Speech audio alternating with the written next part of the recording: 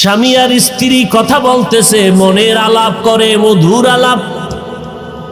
হঠাৎ স্ত্রী দিনদার ভালো বাবার সন্তান স্বামীকে একটু পরীক্ষা করতেছে। এই স্বামী, তুমি আমারে কেমন মোহব্বত করো? বলে, জীবন দিয়া মরণ দিয়া সব তোমার জন্য, তুমি আমার জীবন, তুমি আমার মরণ। তাই নাকি? বলে, হা। কেমন? বলে, তোমার জন্য আমার সব, চাইতে দেরি পাইতে দেরি নাই। স্ত্রী বলে, চাইলেই যদি আমাকে দাও। ওয়াদা কয়, ওয়াদা ভাঙবা না, কয় ভাঙবো না, কয় আমারে তালাক দাও। স্বামী কইলে, একটা কথা কইলা, মাথা গরম, মরিয়া গেল তো এই কথা বলা যাবে না। যা চাইবা দিব, তবে এমন একটা জিনিস কেন চাইলা যেটা দেওয়ার মতো না? ওয়াদা করেছো।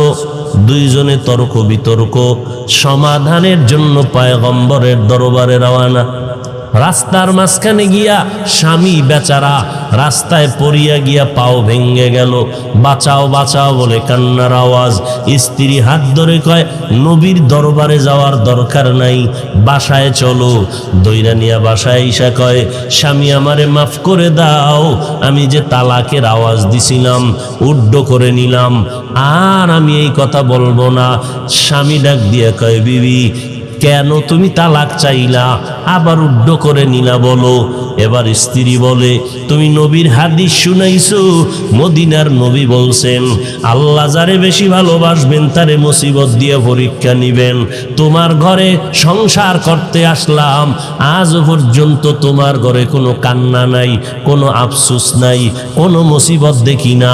ভাবলাম যেখানে কোনো মুসিবত নাই ওখানে মাওলা পাকের কোনো রহমত নাই, যেখানে মাওলার রহমত নাই ওখানে আমি আল্লাহর বান্দি থাকতে চাই না, এই জন্য তালাক চাইলাম।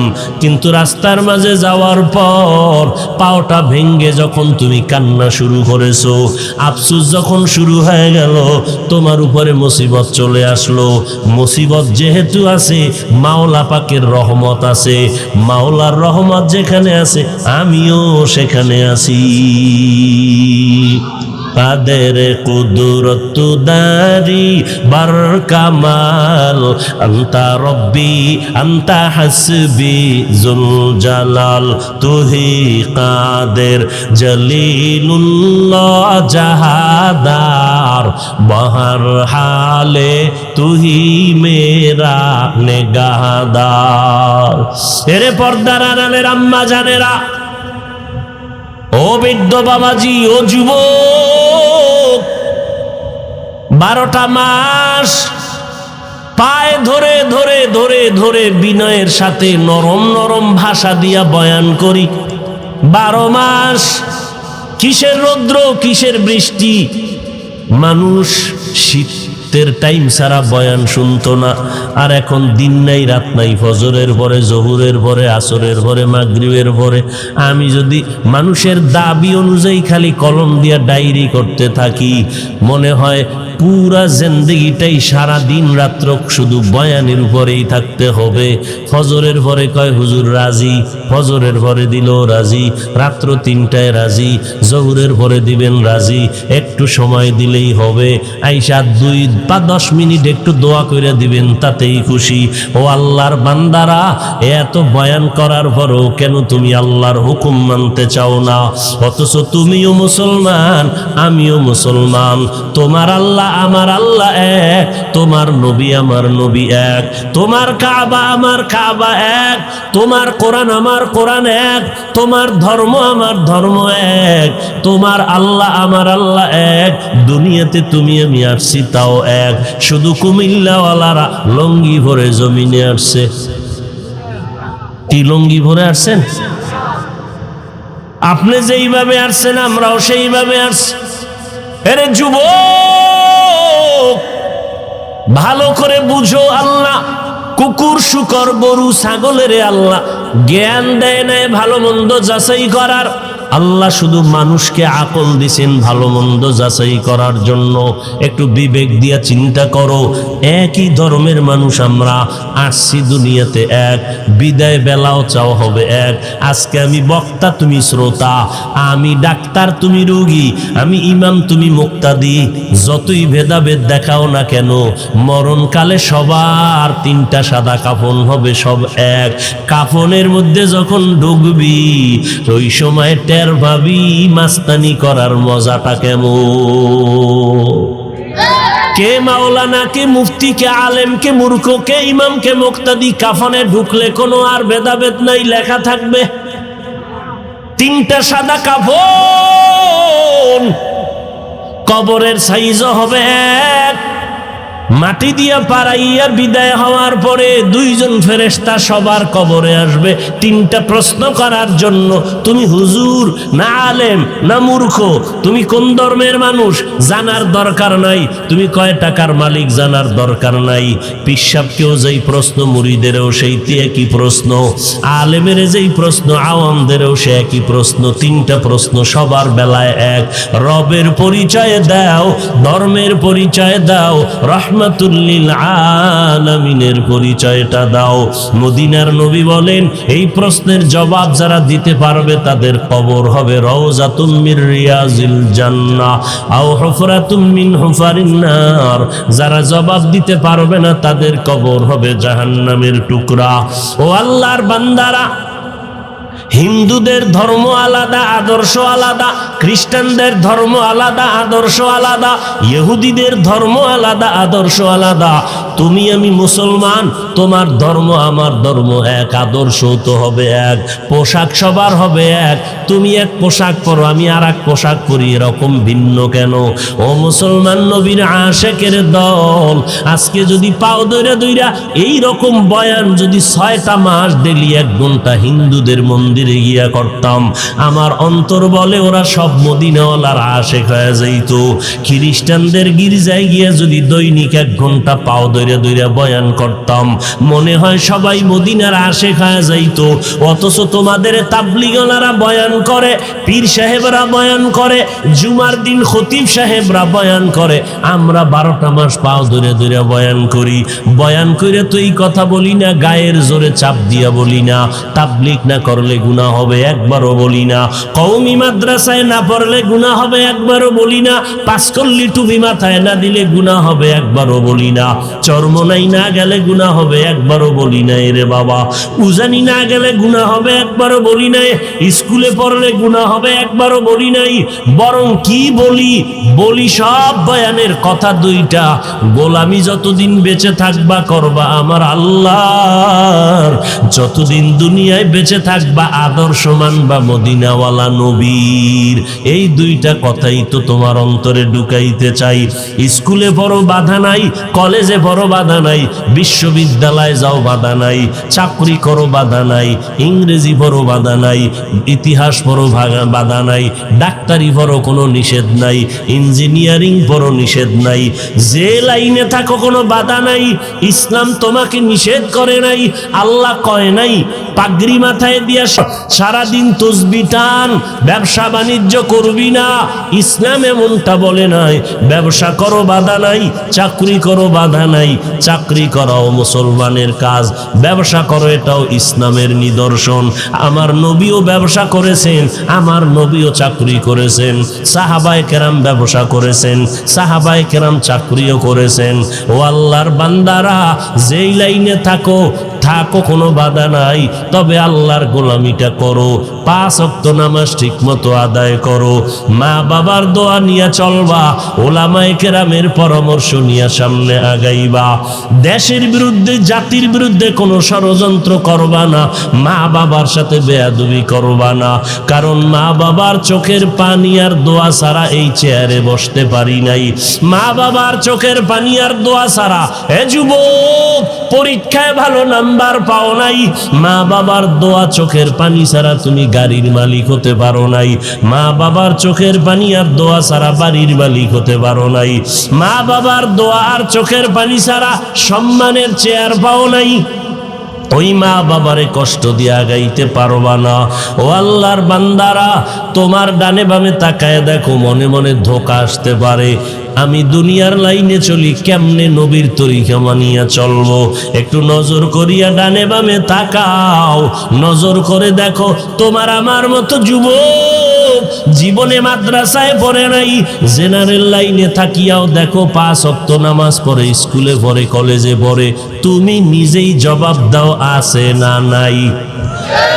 তোমার বিবেকটাকে জিজ্ঞাসা করো, তুমি কেন পারো না রে বাবা? তোমার মতো যুবক সন্তান র্যাব, আর্মি, পুলিশ, বিডিআর এর চাকরি করে, 5 ওয়াক্ত নামাজি আছে না নাই? তোমার বিবেকটাকে জিজ্ঞাসা করো, তুমি কেন পারো না রে বাবা? তোমার উপরে বুঝি আল্লাহ বেজার, তোমার মা বাবার অভিশাপ লাগছে অপরাধের কারণে। তোমার মতো সন্তান রাস্তায় গাড়ি চালায়, ড্রাইভারি করে, এক বেলার নামাজ বাদ দেয় না, তুমি কেন পারো না রে বাবা? তোমার মতো সন্তান কৃষিকাজ করে, গামছা বিছাইয়া জমিনে নামাজ আদায় করে, এরপরও নামাজ ছাড়ে না, তুমি কেন পারবা না? তোমার মতো কত সন্তান বাজারে ব্যবসা করে, কোটি টাকার মালিক, হারাম খায় না, মানুষের সাথে ধোকাও দেয় না, নামাজ ছাড়ে না, তুমি কেন পারবা না রে বাবা? মনে মনে ভাবতেছো হুজুরদের কথা মিথ্যা, কোরআন মিথ্যা। একটা প্রমাণ পারলে এখন দাও, এখন দাড়ি কেটে ফেলবো, এখন প্যান্ট শার্ট টাই লাগাবো, রাস্তায় নাচ গান করবো। আজও পর্যন্ত 1500 বছর হয়ে গেল, আল্লাহর কোরআনের একটা ভুল কেউ বের করতে পারলো না। বরং অনেক পণ্ডিতেরা ভুল বের করতে গিয়ে কালেমা পড়ে মুসলমান হয়ে গেল। ও আল্লাহর বান্দারা, আল্লাহর কোরআন সত্য। এমন একজন নবী পাইছো যেই নবীর 63 বছর হায়াতে একটা মিথ্যা কথা জীবনও বলে নাই। এমন একজন নেতার নাম পারলে বল, যেই নেতা মিথ্যা কথা বলে না। আছে? থাকলে বল। জমিনের মধ্যে এমন একজন মনীষীর নাম বল, এমন একজন নেতার নাম বল যে মিথ্যা কথা বলে না। একমাত্র আমার নবী রহমাতুল্লিল আলামিন 63 বছর হায়াতে জীবনে একটা মিথ্যা কথা বলেন নাই। যেই নবীর জীবনে মিথ্যা নাই, তার চরিত্রের মধ্যে কোনো ঝামেলা নাই, তার আদর্শের মধ্যে কোনো ঝামেলা নাই। ওই নবীর আদর্শ কেন গ্রহণ করো না? হিন্দুরা নবীর আদর্শ দেইখা মুসলমান হয়, খ্রিস্টান ধর্ম বাদ দিয়া মুসলমান হয় নবীর আদর্শ দেইখা। আর তুমি মুসলমানের ঘরে জন্ম নিলা, বাবা মুসলমান, দাদা মুসলমান, হুজুরদের বয়ানের পরেও তুমি নবীর তরিকা মানতে চাও না। আমি টুপি মাথায় না দিলে লজ্জা লাগে, আর তুমি কেমন মুসলমান টুপি মাথায় দিতে লজ্জা পাও? তোমার মতো বেহায়া আর কেউ আছে? তুমি মুসলমান, আমি মুসলমান, আমি দাড়ি কাটতে লজ্জা পাই, তুমি দাড়ি রাখতে লজ্জা পাও। আমি পর্দা রক্ষা না করলে লজ্জা পাই, তুমি পর্দা করতে লজ্জা পাও। আমি মসজিদে নামাজের সময় না গেলে লজ্জা লাগে, আর তুমি মসজিদে ঢুকতে বড় লজ্জা পাইতেছো। তুমি কেমন মুসলমান? আসলে হেদায়েতের মালিক আমার আল্লাহ আমার নবীকে দেখলো, চোখ দিয়া তাকাইয়া নবীরে ভক্তি করলো, নবীরে মোহাব্বত করলো, নবীর 13টা বছর বয়ান শুনলো, এরপরও নসিবে কালেমা আসলো না। কার? আবু জাহাল 13টা বছর নবীর দেখলো, বয়ান শুনলো, কালেমা পড়লো না। আর ওমরের মতো বান্দা নবীর কল্লা কাটতে আসিয়া কালেমা পড়িয়া মুসলমান হয়ে গেল।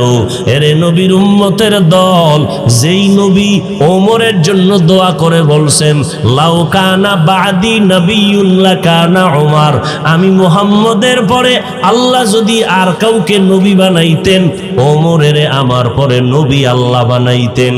কেমন মর্যাদা আল্লাহ দান করছেন। এই ময়দানেও 2 লাইনের মানুষ আছে। একদল মানুষ আবু জাহালের শক্ত অন্তরওয়ালা আছে।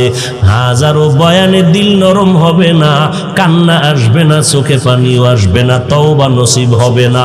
আবার ওমরের নরম দিলওয়ালা কিছু মানুষ এই প্যান্ডেলে আছে, যারা জীবনভর গুনাহ করছে, এই বয়ানে আইসা তওবা করে কান্না করে বলবে, আল্লাহ তুমি আমারে মাফ করিয়া দাও, আজকে থেকে নামাজ ছাড়বো না, বেপরদায় চলবো না, মা বাবারে কষ্ট দিব না, নবীর তরিকার বাহিরে চলবো না। তওবা করিয়া বাসায় যাবে, মাকে গিয়া বলবে, মা তুমি আমার মাথায় হাত দিয়ে একটু দোয়া করিয়া দাও, আমার উপরে বুঝি আল্লাহ গুনার কারণে বেজার হয়ে গেল। মোনাজাত ধরলো, অনেকে কান্না করলো, আমার চোখে কেন পানি নাই?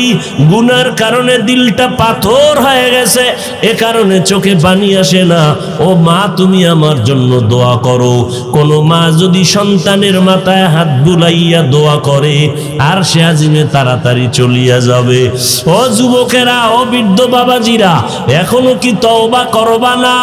ও যুবক, মনের শখ মিটাইয়া গুনাহ তো কম করো নাই। মনে চাইছে মোবাইল চালাইয়া সারা রাত কাটাবি, কম কাটাও নাই। সারাটা রাত্র মোবাইলের দিকে তাকায় তাকায় কবিরা গুনাহ করেছো। মা ডাক দিছে, মায়েরে গালি দিছো। বাবায় বাধা দিছে, বাবারে গালি দিছো। সারাটা রাত মোবাইল চালাইছো। শিক্ষকের সাথে বেয়াদবি করছো এই মোবাইলের কারণে। বন্ধু বান্ধবের সাথে বেয়াদবি করছো এই মোবাইলের কারণে। আজকে মোবাইলটারে আপন বানাইয়া চোখের পাওয়ার নষ্ট করছো, হার্ট নষ্ট করলি, কিডনির উপরে আক্রমণ করলি, নিজের জীবন যৌবনটারে ধ্বংস করে ফেললি রে বাবা। এখনো কি তওবা করবি না?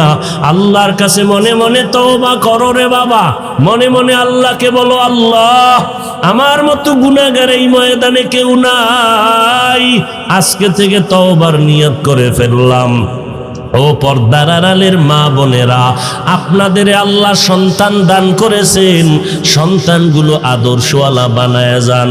আপনারা তো নবীদের মা, আপনারা তো সাহাবায়ে কেরামদের মায়ের মতো মা, আপনারা খাদিজা রাদিয়াল্লাহু আনহার মতো করো দামি নারী, আপনারা আয়েশা রাদিয়াল্লাহু আনহার মতো দামি নারী, আপনারা খাদিজা রাদিয়াল্লাহু আনহার মতো নারী, ফাতেমা রাদিয়াল্লাহু আনহার মতো নারী। আপনাদের কত মর্যাদা, আলেমের মা, হাফেজে কোরআনের মা। এরে আম্মা জান, আপনার মতো কত নারী এখনো আছে, 5 ওয়াক্ত নামাজ পড়ে, পর্দা করে, হালাল খায়, স্বামীর মাল হেফাজত করে। কয়দিন আর দুনিয়াতে বাহাদুরি করবেন? মরিয়া গেলে এলাকার কেউ জানবেও না যে আপনি মরিয়া গেছেন। তবে একটা ভালো সন্তান যদি রেখে যান, আদর্শবান ডাক্তার বানাইয়া যান, সন্তানটারে আদর্শবান ইঞ্জিনিয়ার বানায় যান, সন্তানের আদর্শ দেখিয়া ব্যবহার পাইয়া এলাকার মানুষ দোয়া করবে। সন্তানের দোয়ার কারণে আপনি মাও দোয়া পাইতে থাকবেন, আপনাকেও মানুষ দোয়া করবে। অতএব সন্তানটারে আদর্শওয়ালা ডাক্তার বানায় যাবেন। আপনার সন্তানের ব্যবহারে কোনো আলেম যেন কষ্ট না পায়, আপনার সন্তানের আচরণে যেন কোনো মুরব্বীরা কষ্ট না পায়, আপনার সন্তানের ব্যবহারে যেন কোনো বন্ধু বান্ধব কষ্ট না পায়। স্কুল কলেজে পড়বে বাধা নাই, তবে নামাজ যেন 5 ওয়াক্ত পড়ে, আলেম ওলামাদের পরামর্শ নিয়ে চলে, আপনি মায়ের দোয়া নিয়ে চলে। ওই মা সন্তানটারে হাতে ধরে পায়ে ধরে বুঝাইয়া আদর্শওয়ালা বানায় যান। আল্লাহর কাছে দোয়া করতে থাকেন, নামাজ পড়িয়া স্বামীর জন্য দোয়া করেন, স্বামীর আয় উন্নতির জন্য দোয়া করবেন, স্বামীর মাল হেফাজত করবেন। স্বামীর মাল হেফাজত করলে বরকত হবে, আপনার সংসার সুন্দর হবে।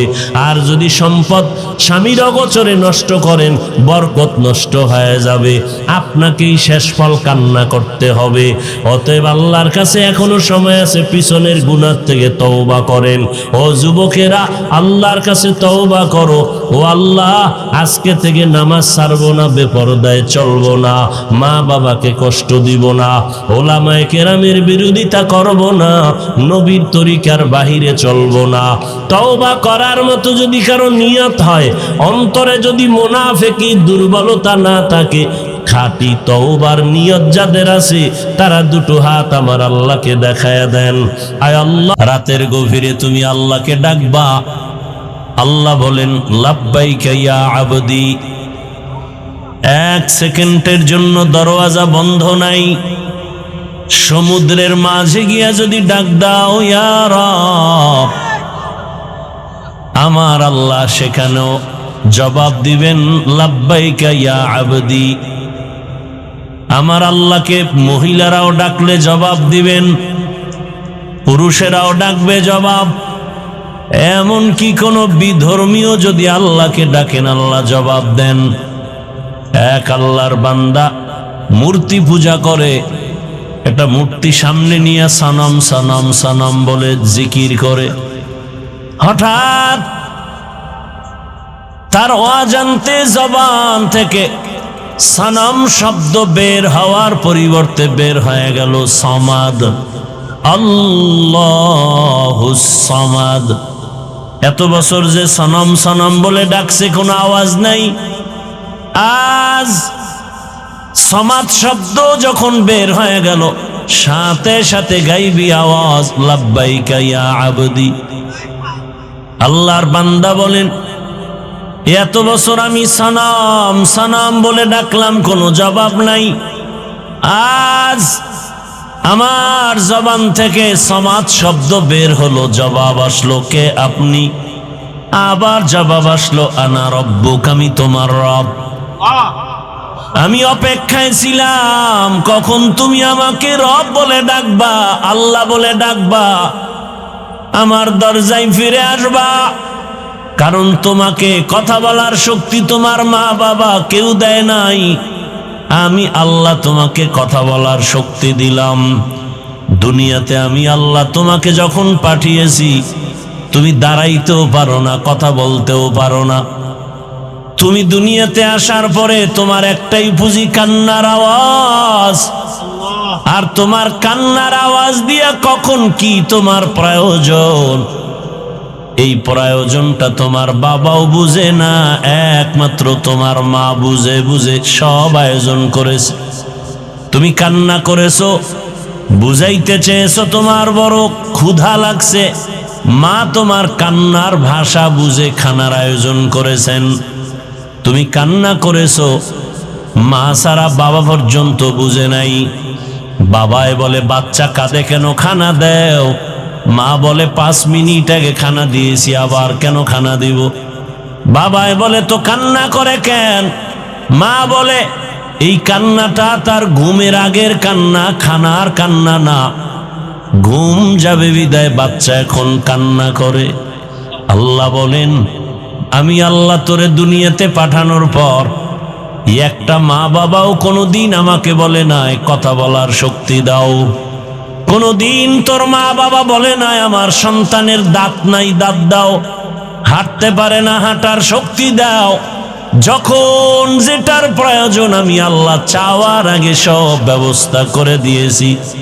আমি আল্লাহ পাক সব কিছুর আয়োজন করেছি। তোরে হাঁটার শক্তি দিলাম, কথা বলার শক্তি দিলাম, দেখার শক্তি দিলাম। এখন তুই কচি কণ্ঠে আব্বু বলে ডাক দাও, বাবার কলিজা ঠান্ডা হয়। কচি কণ্ঠে তুই আম্মুকে আম্মু বলে ডাক দাও, মায়ের কলিজা ঠান্ডা হয়। আমি আল্লাহ বাধা দেই নাই। তুই মাকে মা বলে ডাকবি, বাধা নাই। বাবাকে বাবা বলে ডাকবি, বাধা নাই। কিন্তু তোর মা বাবা সামান্যতম তোমার খানা দানা, বস্ত্র, বাসস্থানের ব্যবস্থা করেছে। আর আমি আল্লাহ যে তোরে জিব্বা নামের মেশিন দিয়া কথা বলার শক্তি দিলাম। আমি আল্লাহ অপেক্ষায় থাকি। মাকে ডাকো, বাবাকে ডাকো, মাঝে মাঝে আমি আল্লাহকে একবার আল্লাহ বলে ডাক দিবা। যদি একবার আল্লাহ বলে ডাক দেও, আমি আল্লাহ তোমার দিলের হালাত জানি, চাওয়ার আগেই সব ব্যবস্থা করে ফেলবো। আতিনা ফি দারে দুনিয়া না হাসান, আতিনা ফি দারে উকবা না হাসান, ইয়া গিয়াসাল মুস্তাগীসিন ইহদিনা লাফতিখারা বিল উলুমে ওয়াল গিনা। হর গরিদে নেক তু তৈয়ার है, जो न मांगे उससे तू बेजार है। আল্লাহ তাআলা বলেন, আমাকে দুনিয়াতে যে তোকে কিছু দেয় সব স্বার্থপর।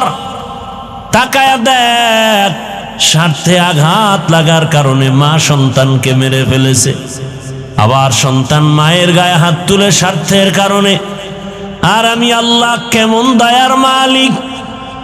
আমি আল্লাহ পাক এত মায়ার দরজা দিয়ে আমি তোকে আদর করি।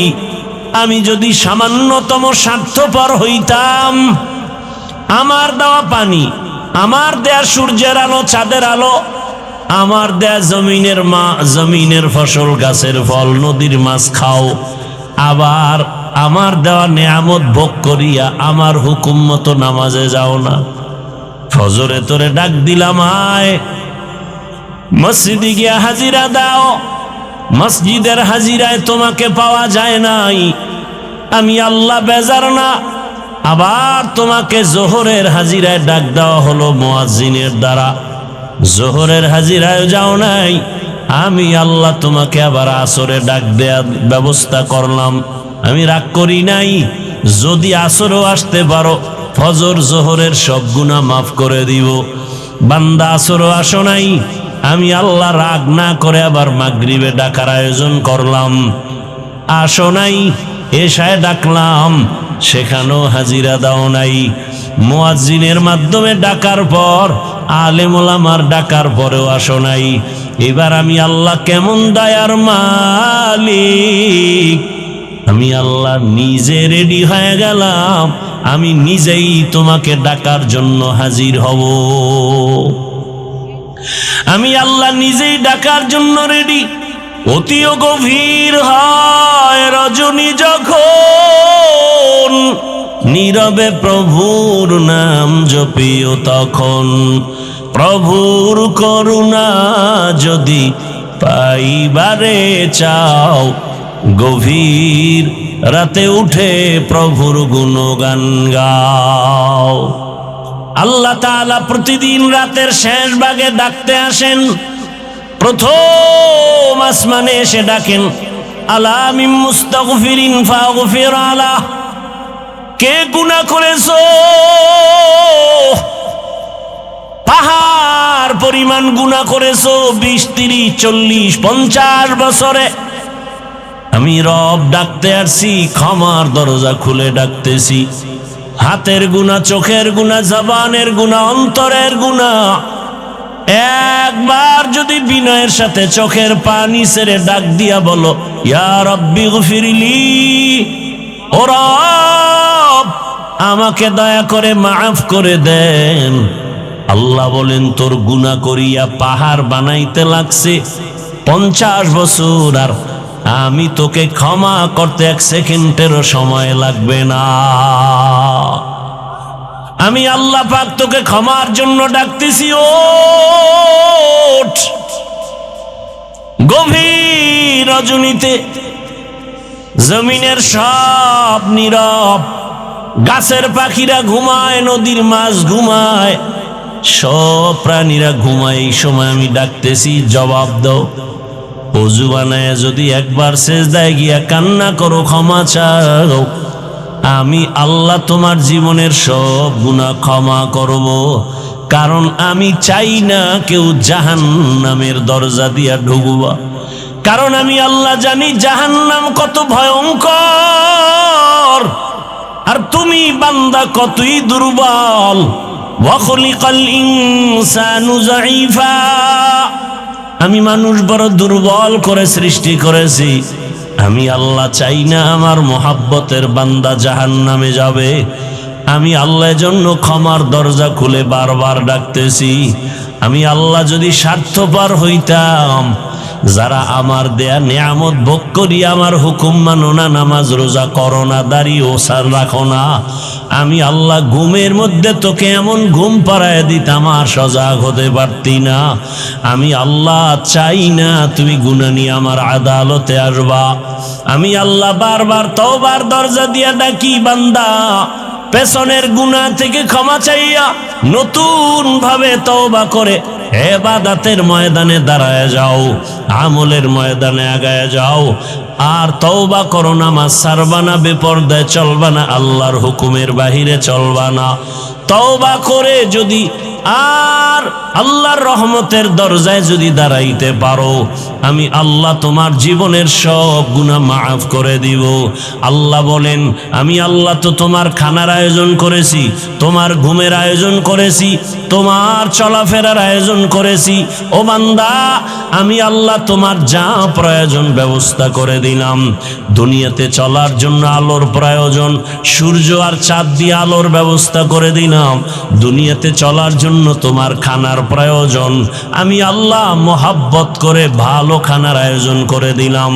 খানা তো আমি পিপিলিকারও দেই, গর্তের সব প্রাণীর খানা আমি দেই, নদীর মাছের খানাও আমি দেই, জঙ্গলের প্রাণীর খানাও আমি দেই।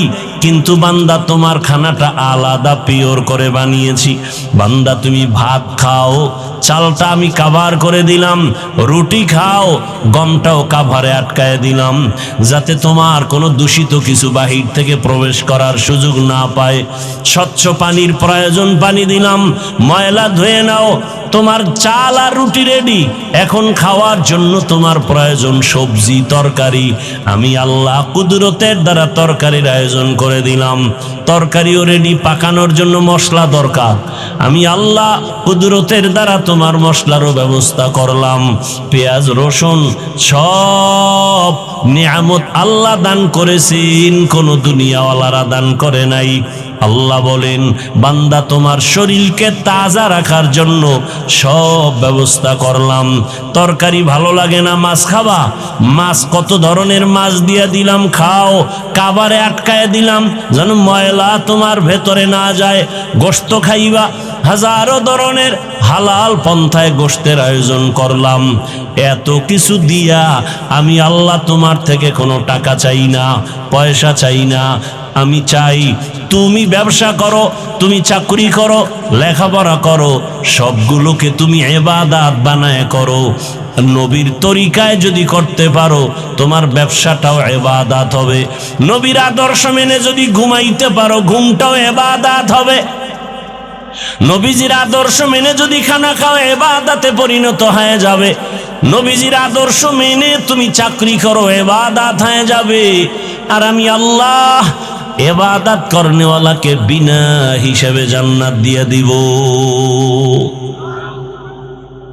ইবাদত অনেকে মনে করে তসবিহ নাও, পাগড়ি লাগাও, মসজিদে গিয়া জিকির আজকার করো, তেলাওয়াত করো, নামাজ পড়ো, ইবাদত শেষ না। দুনিয়াতে তুমি যখন যা করবা সবগুলো রসুলের আদর্শ মতো করো, সব ইবাদত।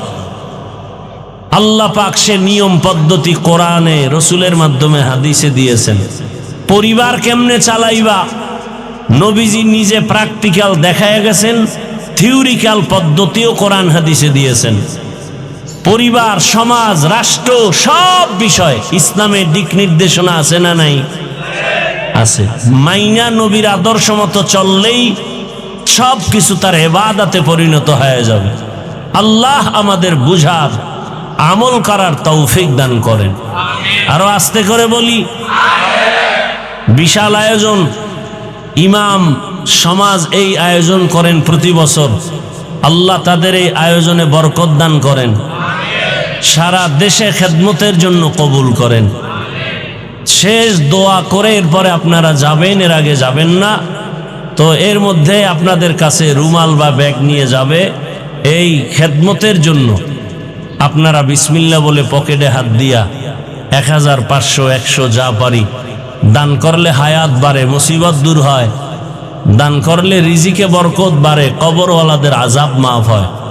বিসমিল্লাহ বলে পকেটে হাত দেন সবাই, উঠা বসা করবেন না, ধারাবাহিক আলোচনা চলতে থাকবে। সবাই পকেটে হাত দেন, দায়িত্বশীলরা নেমে যান, স্বেচ্ছাসেবকরা দ্রুত নামেন, যারা দিব দ্রুত দেই, পকেটে হাত দেই সবাই বিসমিল্লাহ বলে, যা পারি সাধ্য মতো দেই। আল্লাহ সবার দান কবুল করেন, হায়াতে ইজ্জতে রিজিকে আল্লাহ বরকত দান করেন, কবরওয়ালাদেরকে জান্নাত দান করেন। স্বেচ্ছাসেবকরা দ্রুত হাঁটেন, আল্লাহ মাহফিল শেষ পর্যন্ত কবুল করেন। সুবহানাল্লাহি ওয়া বিহামদিহি, সুবহানাকাল্লাহুম্মা বিহামদিকা, আশহাদু আল্লা ইলাহা ইল্লা আনতা আস্তাগফিরুকা ওয়া আতুবু ইলাইক।